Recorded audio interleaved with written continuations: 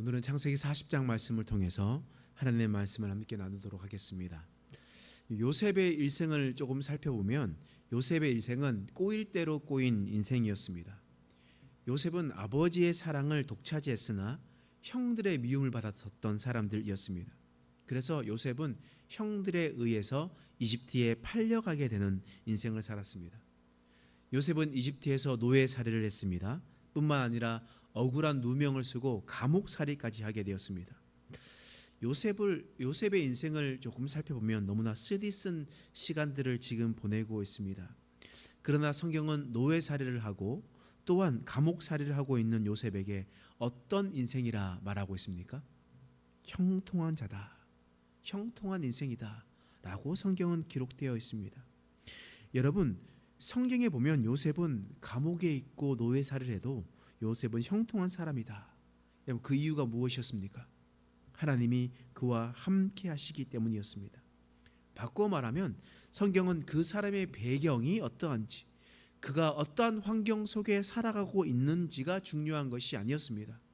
중요한 것이 무엇입니까?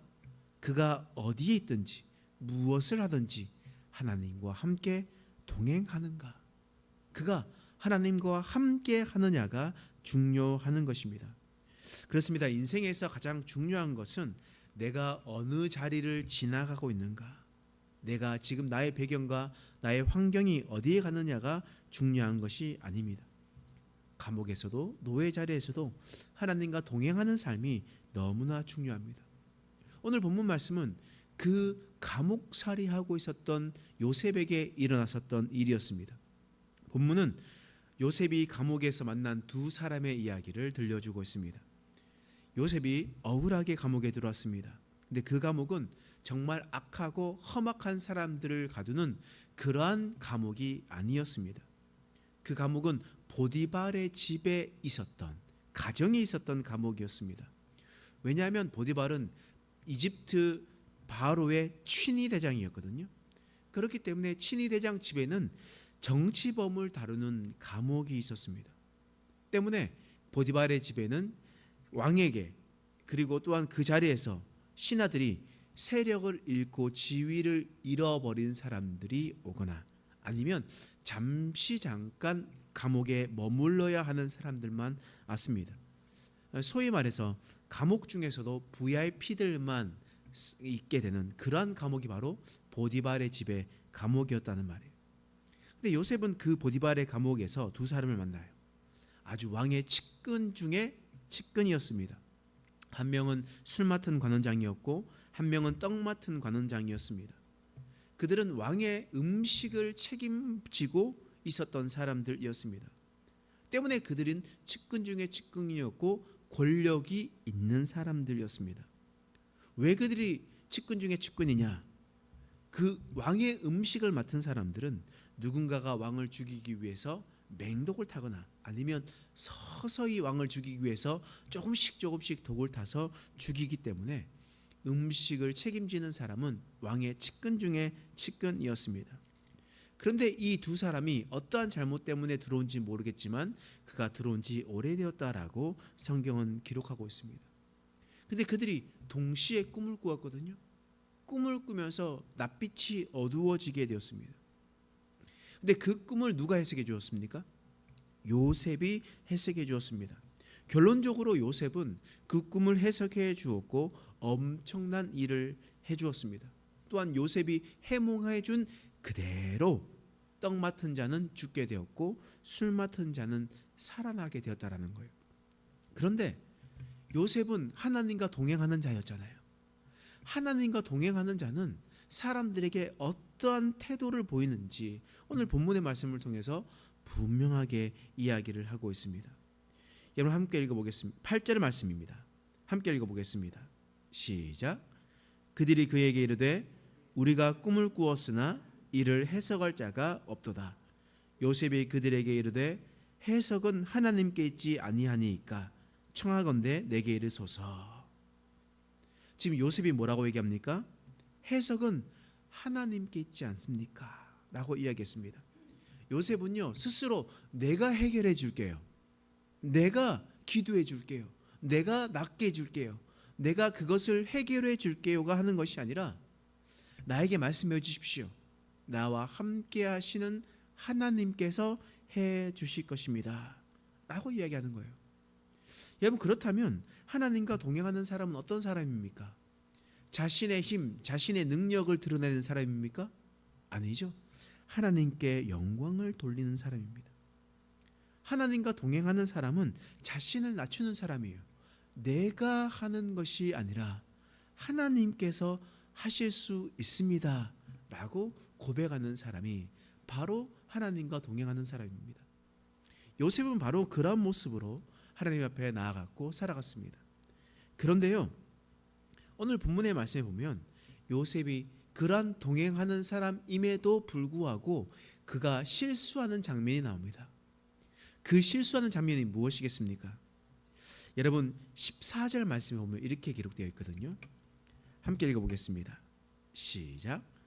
당신이 잘 되시거든 나를 생각하고 내게 은혜를 베풀어서 내 사정을 바로에게 아뢰어 이 집에서 나를 건져 주소서. 여러분, 지금 술 맡은 간원장에게 당신은 사흘 안에 3일에 사흘에 당신은 풀려나게 될 것입니다. 관직을 다시 회복하게 될 것입니다. 그리고 당신은 왕의 측근이 되면 나를 기억해 주십시오. 내가 억울하게 이 자리에 있습니다. 수렁에 빠졌습니다. 웅덩이에 빠졌습니다. 나를 건져내 주십시오 라고 이야기를 합니다. 여러분, 수렁에 빠뜨린 이유가 무엇입니까? 여러분, 이유는 우리가 알 수 없어요. 근데 누가 보낸 겁니까? 요셉이 빠진 거예요? 아니면 하나님께서 보내신 겁니까? 요셉이 잘못한 것도 없는데 그곳에 간 것은요, 요셉이 잘못이 아니에요. 하나님께서 그 감옥으로 보내셨단 말이에요. 우리는 지금 이 상황에서는 왜 그런 건지는 알 수가 있지만 그때 그 당시에 요셉은 그가 그곳에 간 이유를 도통 알 수 없다라는 거예요. 그러면 하나님께서 보내셨다면 누가 빼내 주셔야 됩니까? 하나님께서 빼내 주셔야 되거든요. 근데 요셉은 지금 누구에게 부탁합니까? 술 맡은 관원자에게 얘기합니다. 당신께서 바로의 측근이 되면 나를 기억하십시오. 나를 생각해 주십시오. 나를 건져내 주십시오 라고 이야기합니다. 하나님과 동행하는 사람도요, 실수할 때가 있습니다. 하나님 앞에 나아가고 하나님께 요청을 해야 되지만 사람을 바라볼 때가 있다는 거예요. 여러분, 사람을 바라보면 어떻게 되는지 아십니까? 23절 말씀이에요. 읽어보겠습니다. 시작. 술 맡은 관원장이 요셉을 기억하지 못하고 그를 잊었더라. 여러분, 술 맡은 관원장이 요셉을 기억하지 못하고 그를 잊었대요. 그를 살려준 생명의 은인과 같은 사람입니다. 요셉이요. 요셉이 회복하게 할 수 있도록 소망을 준 사람이에요. 그런데 기억하지 못하고 잊어버렸대요. 누가 잊게 만든 겁니까? 하나님께서 그를 기억하지 못하도록 만드신다는 거예요. 여러분, 하나님께서 그 자리에 보냈다면 건져내시는 분은 하나님이십니다. 사람에게 손을 내밀었을 때 하나님은 그 사람, 도와줄 수 있는 사람 기억까지도 잊혀지게 하신다라는 거예요. 근데 우리가 41장에서 보겠지만 하나님께서 기억하게 하실 때가 있습니다. 그는 하나님의 때입니다.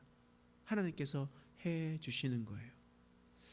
여러분, 이처럼 오늘 본문의 말씀에 보면 하나님과 동행하는 사람은 하나님께 영광을 돌리는 사람이요, 자신을 낮추는 사람이기도 하지만 때에 따라서 우리는 실수하고 하나님과 동행하는 사람이 사람을 의지할 때도 있습니다. 그러나 하나님은 끝까지 하나님만을 의지할 수 있도록 더 광야의 시간을 가지게 하심을 여러분 기억하시기 바랍니다. 오늘 요셉의 말씀을 통해서 우리가 하나님 말씀 가운데 동행하고 내가 하나님을 높이는 삶을 살아가고, 혹 우리가 사람을 의지할 때가 있었을 때 사람을 의지하는 것이 아니라 하나님만을 끝까지 의지하며 살아갈 수 있는 인생이 될 수 있도록 결단하며 살아가는 저와 여러분 되시길 간절히 축원합니다. 기도하겠습니다. 하나님, 오늘 말씀을 통해서 하나님과 동행하는 자 요셉의 모습을 보았습니다. 요셉은 자신의 힘과 자신의 능력으로 무언가를 하려 하지 않고 하나님께서 하신다는 것을 고백하는 사람이었습니다. 그런데 반면에 그는 또한 하나님께서 구원해 주시길 바라는 것이 아니라 사람을 의지할 때도 있었습니다. 하나님, 그래서 그 더 깊은 수렁 가운데 거하며 낙심 가운데 거할 수밖에 없었습니다. 하나님, 오늘 이 요셉의 모습을 통해서 하나님, 우리가 잘한 것은 우리가 그것을 본받으며 살아가고 잘못된 것은 반면교사 삼아 우리가 하나님의 말씀을 이루며 살아갈 수 있는 인생 되게 하여 주시옵소서.